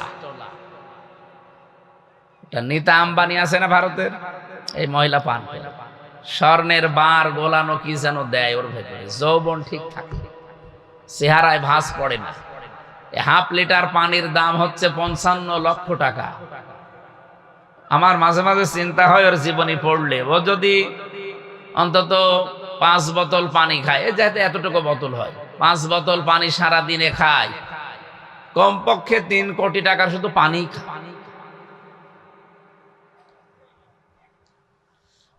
জান্নাতের ভেতরে আল্লাহ যে পানির কথা বললেন, তাসনিম আইনা ইয়াশরাবু বিহাল মুকাররাবুন, তার নিকটবর্তী বান্দাদেরকে আল্লাহ যেটা খাওয়াবে, যারা আজকে দুনিয়ার জীবনে প্রতিযোগিতা করছেন ওই পানি পাওয়ার জন্য, ওই পানি 2.5 গিলাস 3 গিলাস 5 গিলাস না, আপনাকে আল্লাহ ফ্রি দিয়ে দেবে। বলেন সুবহানাল্লাহ। নেতা আম্বানি হয়তো স্বামীর টাকা আছে, এই জন্য সে কিনে খেতে পারছে। আমি যদি সত্যি ওই পানিটার জন্য আজকে এখান থেকে প্রতিযোগিতা করি, আজকে থেকে রমজান যেটার ট্রেনিং আমাদেরকে দিয়ে গেল যে কোনো কাজ আমরা যেন শেষ করে না দেই, কন্টিনিউয়াস করতে থাকি। 5 ওয়াক্ত নামাজ হয়তো জামাতে পড়তেন, এটা ঠিক রাখবেন। অনেকে তাহাজ্জুদ পড়তেন, এটা যেন ছেড়ে না দেন, এটা ঠিক রাখবেন। অনেকে দান সাদকা করতেন, এটা যেন ছেড়ে না দেন, কন্টিনিউয়াস রাখবেন। কারণ আল্লাহর কাছে আহাব্বুল আমালি ইলাল্লাহ, সবচাইতে বেশি প্রিয় কাজ ওইটা, যদি অল্পও হয়, কিন্তু ওটা যেটা কন্টিনিউয়াস মানুষ করতে থাকে। আর রমজান এই ট্রেনিংটাই আমাদেরকে দিয়ে গেল। আমরা এখন থেকে ট্রেনিংটা কাজে লাগিয়ে প্রতিযোগিতায় নামতে চাই যে আমি 2 রাকাত নামাজ পড়ি, ওই লোকটা 4 রাকাত পড়ে না, আমি এখন থেকে ওর চাইতে আরো 2 রাকাত বাড়াবো। অবিপদে মুসিবতে থেকে অভাবে থাকার পরও দান করে, আর আমি ওর মতো না, ওর চাইতে আরো সচ্ছল আছি, আমি যতটুকু পারি দুনিয়ার জীবনে ওর চাইতে বেশি দান করি, ওই পানি পাওয়ার জন্য এগিয়ে যেতে চাই। আল্লাহ যেন তৌফিক দেন, বলেন আমিন। রব্বুল আলামিন বলেন, যার প্রশস্ততা বানিয়েছি আকাশ আর জমিনের যে ফারাক, এর চাইতেও বিস্তৃত। উইদ্দাতিল মুত্তাকিন, যেটা আমার মুত্তাকি বান্দাদের জন্য আমি বানিয়েছি, প্রস্তুত করে রেখে দিয়েছি। এক নম্বরে ক্ষমা, আর এক নম্বরে বাগান জান্নাত, আসমান আর জমিনের চাইতেও বিস্তৃত। এটা পাওয়ার জন্য আল্লাহ যে শর্তগুলো দিয়েছেন, এক নম্বরের শর্ত পেলাম যে মুত্তাকি হওয়া লাগবে। কি হওয়া লাগবে? আরো জোরে বলেন। রমজান এসেছিল আমাদেরকে কি বানাতে? মুত্তাকি। বলেন বলেন, আরো জোরে বলেন। কিভাবে আপনি মুত্তাকিন হবেন?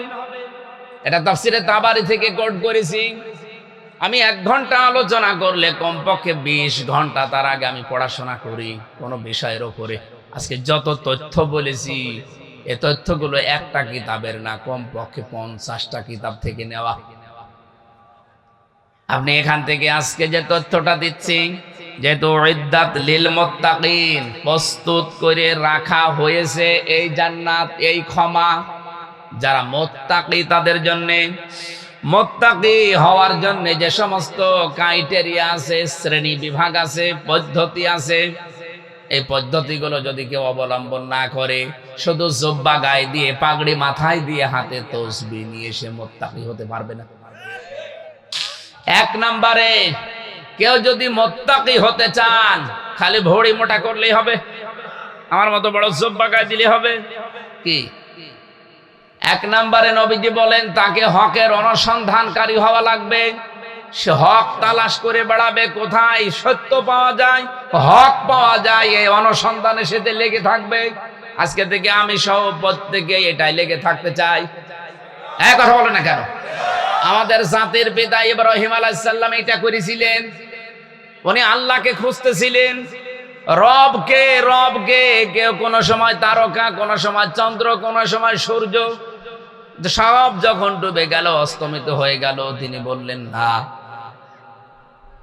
ফালাম্মা আফালা ক্বালা লা উহিব্বুল আফিলিন। আমি ভালোবাসি না যেগুলো ডুবে যায়, অস্তমিত হয়ে যায়। জাতির সামনে তিনি দাঁড়িয়ে গেলেন, একটা ঘোষণা দিয়েছিলেন। আমার মনে হয় আজকে যারা ইব্রাহিমের সন্তান, তারা এই ঘোষণাটাই জাতির সামনে দিয়ে দিয়েছে। কি বলেন? কি এই যে ঠিক বললেন, বুঝেছেন নাকি আন্দাজে বললেন? আন্দাজে বলেছেন। জাতির সামনে দাঁড়িয়ে উনি ভাষণ দিয়েছিলেন। আমরা যারা ইব্রাহিমের সন্তান দাবি করি, জাতির পিতা শেখ মুজিবের না, ইব্রাহিম তার সন্তান হিসাবে যারা দাবি করি, তারাও এই ঘোষণা আমরা জাতির সামনে দিয়েছি, এখনো দিচ্ছে। ইন্নী ওয়াজ্জাহাতু ওয়াজহিয়া লিল্লাযী ফাতারাস সামাওয়াতি ওয়াল আরদা হানিফা ওয়া মা আনা মিনাল মুশরিকিন। হে বাংলার মানুষেরা, আমরা আমাদের মুখ, আমাদের চেহারা আমরা এমন সত্তার দিকে ঘুরিয়েছি যিনি আসলে আসমান আর জমিন বানিয়েছেন, উদ্ভাবক, হানিফা। আমার লোক দেখানোর জন্য না, ক্ষমতায় যাবার জন্য না, কারো মন পাওয়ার জন্য না। আমরা সত্যিই মুখ ফিরিয়েছি আল্লাহর দিকে একনিষ্ঠ ভাবে। আনা মিনাল মুশরিকিন, আমরা কিন্তু মুশরিক না, শিরিক করি না।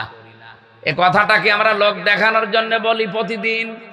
আপনি দেখবেন নামাজ যারা পড়ে, অনেকে যায় নামাজের দোয়া মনে করে পড়ে, কিন্তু যদিও এটা তাকবীরে তাহরিমা দেওয়ার পরে পড়ার নিয়ম। আমরা যারা ইব্রাহিমের সন্তান, এটা আমার এই দেশের জাতিকে আমরা অলরেডি জাতি জানিয়ে দিয়েছি। কোনো চিন্তা, কোনো ভয় কাউকে আমরা গ্রহণ করি না। কিসের সূর্য, কিসের চন্দ্র, কিসের আব্রাহাম লিঙ্কন, কিসের ভারত, কিসের আমেরিকা, কাউকে মানি না। আমরা একনিষ্ঠ ভাবে ফিরেছি কার দিকে? আরো জোরে বলেন। ইব্রাহিম নবী এই ঘোষণা দেওয়ার পরে তার জাতির লোকেরা তারা আপেল খাওয়িয়েছে। বলেন বলেন, কি করেছিল? আপনি সূরা এটা আনামের 75 নাম্বার 76 নাম্বার আয়াতে দেখবেন। 75, 76, 77, 78, 79, 80, 81, 82 নাম্বার আয়াত পর্যন্ত জাতির লোকেরা বলেছে ওয়াহাজ্জাহু কওমুহু, তার সাথে তারা রীতিমতো ঝগড়া করা আরম্ভ করেছে। আজ বাংলাদেশে সত্যি দেখবেন যারা এই এই দেশে আল্লাহর আইন একনিষ্ঠভাবে কায়েম করতে চায়, তাদেরকে পায়ে পাড়া দিয়ে অনেকে আজ ঝগড়া করতে চেষ্টা করছে। আমার তো আয়াতগুলো পড়লে মনে হয় এই মাত্র নাজিল হইল, ১৫০০ বছর আগে না, এই মাত্র আগে নাজিল হচ্ছে। দেশে ইব্রাহিমের সন্তানের সাথে নমরুদের বাচ্চারা যা করেছিল, এখন অনেক নমরুদ তাই করছে। হযরত ইব্রাহিম দমে গিয়েছিলেন, জাতির এই ঝগড়া থেকে তিনি বলেছিলেন, ওয়াকাইফা খাফু মা আশরাকতুম ওয়ালা তাখাফুনা আন্নাকুম আশরাকতুম বিল্লাহ মা লাম ইউনাজ্জিল বিহি আলাইকুম সুলতানা। হযরত ইব্রাহিম বলেছিলেন, ওয়াকাইফা খাফু মা আশরাকতুম, আমি কেমন করে ভয় পাবো? তোমরা আল্লাহর সাথে শরীক করেই ভয় পাও না। আল্লাহর আইনের সাথে মানুষের তৈরি করা আইনগুলো তোমরা কায়েম করার জন্য চেষ্টা করো, ভয় পাও না। আর আমরা জমিন যার বিধান চালাবো, তার বিধান কায়েম করার জন্য আমরা চেষ্টা করছি। আমাদেরকে ভয় দেখাও, কোন কারণে ভয় পাবো? মা লাম ইউনাজ্জিল বিহি আলাইকুম সুলতানা, তোমাদের তো কোনো দলিল নেই, সব তোমাদের বানানো, খালি মুখের জোর আর চাপা। এই কথা বলেন না কেন? সব চাপা আর মুখের জোর ছাড়া কোনো চরিত্র নেই। আর আমাদের পক্ষে দলিল আছে, একটা দুইটা না, 918টা এই কোরআনে। জালা লাহুল খালকু ওয়াল আমরু ইনিল হুকমু ইল্লা লিল্লাহ লিল্লাহি মা ফিস সামাওয়াতি ওয়া মা ফিল আরদ লিল্লাহি মুলকুস সামাওয়াতি ওয়াল আরদ। 918টা দলিল আমাদের পক্ষে আছে। তোমরা মনে করছো চাপা দিয়ে আমাদেরকে চাপিয়ে রাখবে? জীবনেও দমন করা যাবে না। ইব্রাহিম আলাইহিস সালামকে যেমন দমন করতে পারে নাই, তার সন্তানদেরকেও দাবিয়ে রাখা যাবে না। আমি আশা করছি মেন কথা বুঝে ফেলেছেন। এজন্য সত্যের অনুসন্ধানকারী হওয়া লাগবে। 1 নম্বরে, কেউ যদি তাকওয়াবান হতে চায়, মুত্তাকি হতে চায়, 1 নম্বরে তাকে সত্যের অনুসন্ধানকারী হওয়া লাগবে। 2 নম্বরে, যদি সত্য কোনোদিন সে পেয়ে যায়, মুত্তাকি হওয়ার জন্য তাকে সত্য কবুল করা লাগবে, গ্রহণ করা লাগবে। ইব্রাহিম নবী সত্য অনুসন্ধান করছিলেন, তাকে কেউ দেখিয়ে দেয়নি, তিনি অনুসন্ধান করতে করতে পেয়েছিলেন। আর আমাদের চোখে আঙ্গুল দিয়ে দেখিয়ে দিলে আমরা সত্য গ্রহণ করতে চাই না। আমি কথা বোঝাতে পারিনি? হ্যাঁ, ঠিক আছে। 3 নম্বরে, যদি সত্য পেয়ে যান, কবুল করার পরে, গ্রহণ করার পরে আপনার দায়িত্ব, যদি মুত্তাকি হতে চান, এই পদ্ধতি 3 নম্বরে আপনাকে এটা প্রচার করা লাগবে। আপনি প্রচার করেন হক কথা। বাল্লিগু আন্নি ওয়ালাউ আয়া, একটা কথাও জানা থাকলে পৌঁছিয়ে দাও। আমার মনে হয় যদি আমরা মুত্তাকি হওয়ার জন্য 3 নম্বর পদ্ধতি অবলম্বন করতাম, বাংলাদেশে এই 17 বছরে কেউ তাফসীর মাহফিলে বাধা দেওয়ার সাহস পেত না। আমরা শুধু ওই আমির হামজার দায়িত্ব দিয়ে ছেড়ে দিয়েছে, যা ও যা করে করুক, ও ছেলে চায় যা গো মরে মরুক। আরে ভাই, দায়িত্ব তো হামজার একা না, সবার। সবাই মিলে যদি মনে করতাম আমি মুত্তাকি হতে চাই, আমার জন্য আল্লাহ জান্নাত বানিয়েছে, প্রস্তুত করে রেখেছে। সুতরাং এই 3 নাম্বার প্রক্রিয়া, এটা আমি এটা প্রচার করে যেতে চাই। কেউ বাধা দেওয়ার সাহস পেত না। এই কারণে বলছি, কারণ এখানে আমরা 92% মুসলমান। 4 নম্বরে, হক যদি প্রচার করেন হবে না, হকের ওপরে দৃঢ় থাকা লাগবে, কায়েম থাকা লাগবে। এই পৃথিবীতে যারাই হকের ওপরে দাঁড়িয়েছে, দৃঢ় থেকেছে, কায়েম থেকেছে, আমার আল্লাহ তাদেরকে মুত্তাকির সর্বোচ্চ পর্যায়ে পৌঁছিয়ে দিয়েছে। আমি নিজে অনেকগুলো মানুষ জীবনে দেখেছি, আমার এই চোখে দেখা সেলখানার ভেতরে বহু মানুষকে আমি হকের ওপরে টিকে থাকতে দেখেছি। এই সামনে চলতেছে, 1 বিন্দু বিসর্গ পরিমাণে টলে নাই।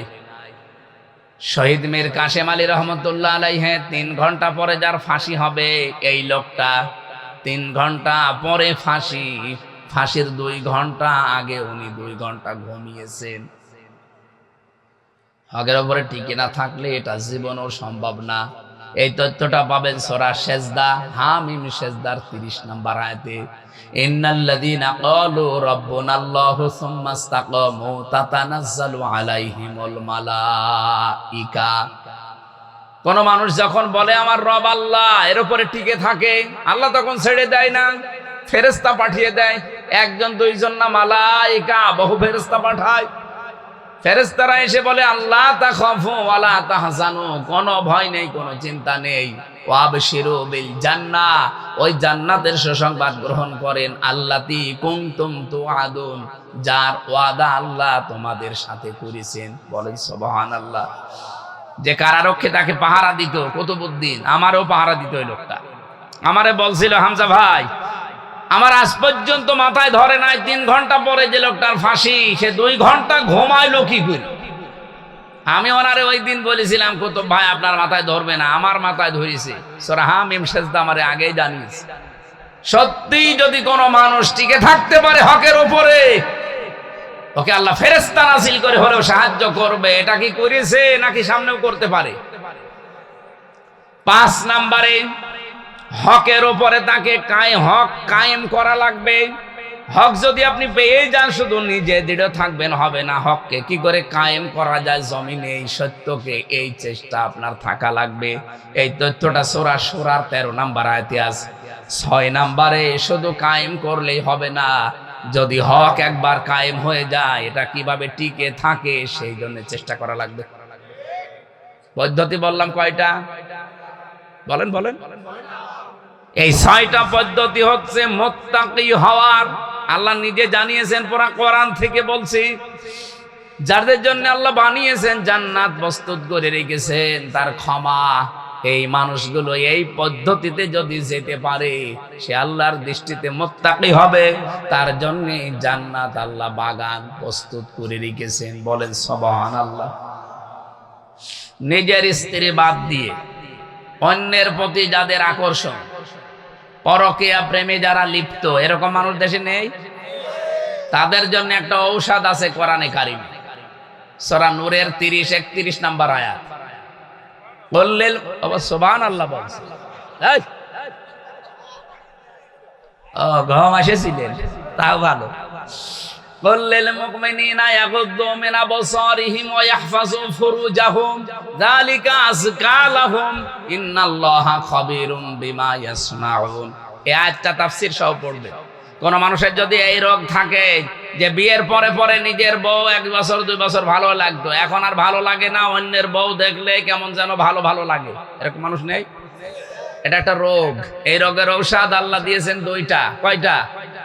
বলেন বলেন। একটা হোমিওপ্যাথি, একটা অ্যালোপ্যাথি, নাকি কি বলেন? 1 নম্বরে আল্লাহ বলেন এই দৃষ্টি নিম্নগামী করা লাগবে। 2 নম্বরে লজ্জা স্থানের হেফাজত করা লাগবে। এই 2টা ঔষধ যদি কোনো মানুষ সর্বোচ্চ 1 মাস পালন করতে পারে, ওর তখন অন্যের স্ত্রীর চাইতে নিজের জায়েজ যেটা, এই স্ত্রীর প্রতি ভালোবাসা মহাব্বত বাড়বে। আপনি এই ঔষধ আজকে থেকে খেয়ে দেখেন, সামনে বলছে ইনশাল্লাহ ঠিক আছে আলহামদুলিল্লাহ, আপনি মানবেন। মুরব্বী মানুষ, আপনার বলার দরকার কি? আপনি কার দিকে তাকান না? দাদার বয়সী লোক, উনি যদি বলছে ইনশাল্লাহ, উনি এদিক ওদিকে তাকাতে পারে। আজকে থেকে আমরা যাদের এই রোগের রোগী আছি, এই রোগটা দূর করার জন্য আল্লাহ এই ঔষধটা দিয়েছেন। সে নারী হোক আর পুরুষ হোক, প্রত্যেকের জন্য। কথা বুঝতেছেন? মেয়েরা যারা এসেছেন, আপনাদের জন্য পুরুষের জন্য একই ওয়াজ, আপনার জন্য আলাদা একটা ওয়াজ। নবীজি বলেন ওই মহিলা জাহান্নামী, ওই মহিলা জাহান্নামী, ওই মহিলা জাহান্নামী, যে তার স্বামীর সামনে মেজাজ নিয়ে কথা বলে। এই কয়া ইউনিয়নে এসব নেই। সুতরাং আপনার নামাজ, রোজা, পর্দা সব কিন্তু মাঠে মারা যাবে। আল্লাহ আপনাকে তৌফিক দিন এই আয়াতটা মেনে চলা। আমি জেলখানায় থাকতে, যেহেতু সাইদি সাহেব রহমতুল্লাহ আলাইহির সাথে কয়েকবার দেখা হয়েছিল হাসপাতাল কেন্দ্রিক, অনেক কিছু উপদেশ দিয়েছিলেন। ওইটা নিয়ে আমি একটা বইও লিখেছি, শতাব্দীর শ্রেষ্ঠ রাহবার আল্লামা সাইদি রহমতুল্লাহ আলাইহি। তো ওনার ওই বইটা যদি কোনো জায়গায় পান, আমার মনে হয় গাড়িতে নেই এখন, যদি আশপাশে কোনো জায়গায় পান, এটা আছে, এখানে থাকলে নিয়েন, কাজে লাগবে। অনেক তথ্য দেওয়া আছে, আপনার জ্ঞানের দূরদর্শিতা বাড়বে। যতগুলো বললাম আল্লাহ আমাদেরকে কবুল করুন। 1.5 ঘন্টা হয়ে গেছে। আল্লাহুম্মা আমিন। রব্বানা আতিনা ফিদ দুনিয়া হাসানা ওয়া ফিল আখিরাতি হাসানা ওয়া কিনা আযাবান নার। মোনাজাত যারা করছেন মোনাজাত বসে করেন, মোনাজাত বসে করেন, মাথা নিচু করেন, চক্ষু বন্ধ করেন। রব্বানা যালামনা আনফুসানা ওয়া ইল্লাম তাগফির লানা ওয়া তারহামনা লানাকুনান্না মিনাল খাসিরিন। এ বিশাল আসমানের মালিক, বিস্তীর্ণ জমিনের মালিক, তোমার এত বড় বড় সৃষ্টির তুলনায় আমাদের এই হাত দুইটা বড় ছোট্ট। এই ছোট ছোট দুটি হাত কোরআন শুনতে এসে তুলে ধরেছি। রাত 11:30 পার হয়ে গেছে, 12টা বাজতে চলছে। দুনিয়ার নিয়ম আমরা জানি, রাত যত গভীর হয় পৃথিবীর যত অফিস আদালতের দরজা আছে বন্ধ হয়ে যায়। রাত যত গভীর হয় তোমার রহমতের দরজা তত খুলতে থাকে।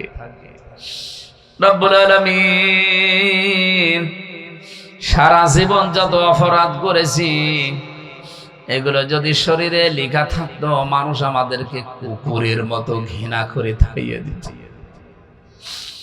আজকের মাহফিলের সভাপতি, মাহফিলের প্রধান অতিথি, প্রধান বক্তা হিসাবে এখানে বসার সাহস তো দূরের কথা, মানুষ এখানে আমাদেরকে উঠতেই দিত না। যেভাবে গোপন রেখে দিয়েছে অপরাধগুলো, কিয়ামতের দিন তোমার সাত্তার নামের ওসিলায় আমাদের গুনাহগুলো আল্লাহ তুমি গোপন করে দিও। যত গুনাহ করিয়াছি গোপনে মাফ করে দাও আল্লাহ তুমি নিজ গুণে। আল্লাহ তাআলা কুষ্টিয়া জেলার কুমারখালী, কয়া, খলিশাদহ এলাকাবাসী মৃত মানুষদের মাগফিরাত কামনায় তোমার কোরআনের আয়োজনের সাথে সম্পৃক্ত তারা এলাকার হাজার হাজার মানুষের আজকের এই মাহফিলের সাথে সংযুক্ত আছে। এখানে যারা বসে আছে, বিভিন্ন দূর দূরান্তে যারা আছে, তাদের মা বাবা আত্মীয় স্বজন হয়তো কবরে আছে। সন্তানের হাতের ওসিলায় করে এই সিয়াম সাধনার পরে যে মানুষগুলো ঈদের খুশিতে মেতে আছে, আমাদের আত্মীয় স্বজন গুলোকে কবরে তুমি খুশি করে দাও। যে যেইভাবে কোরআনের আয়োজনের সাথে এগিয়ে এসেছে, আল্লাহ তোমার রহমত তার দিকে এগিয়ে দাও। আমি সহ যারা অনেকে অসুস্থ আছে, শেফায়ে কামেলা আজেলা নসিব করো। অনেক মেয়েরা অসুস্থ আছে, আল্লাহ মহিলা প্যান্ডেলে মা বোনদেরকে খাদিজাতুল কুবরার মতো, আয়েশা সিদ্দিকার মতো, ফাতেমাতুজ জোহরার মতো বানিয়ে দাও। ঘরে যাদের শান্তি নেই, স্বামী সংসারে আল্লাহ শান্তি দান করো।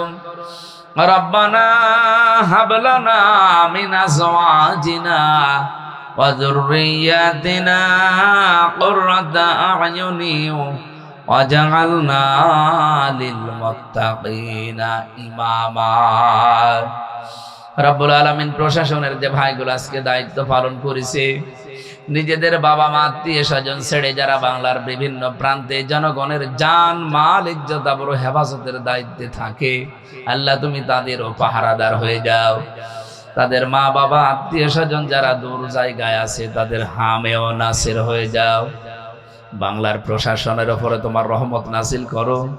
আসমান জমিনের বালা মুসিবত থেকে বাঁচাও। এলাকায় মাটির নিচে যত মানুষ কবরে ঘুমিয়ে আছে, কবরগুলো জান্নাত বানিয়ে দাও। তোমার ক্ষমা, তোমার বাগান জান্নাতের দিকে দৌড়ানোর জন্য যে গুণটা দিয়েছে, মুত্তাকি হওয়া লাগবে, যে পদ্ধতিগুলো বলেছি, আল্লাহ প্রত্যেককে এই পদ্ধতি অনুসরণ করার তৌফিক দাও।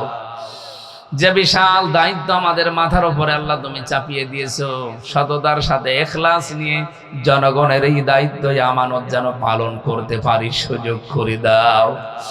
আগামীতে এই মাহফিলটা কোরআনের জন্য আরো বিশাল আকারে কবুল করো।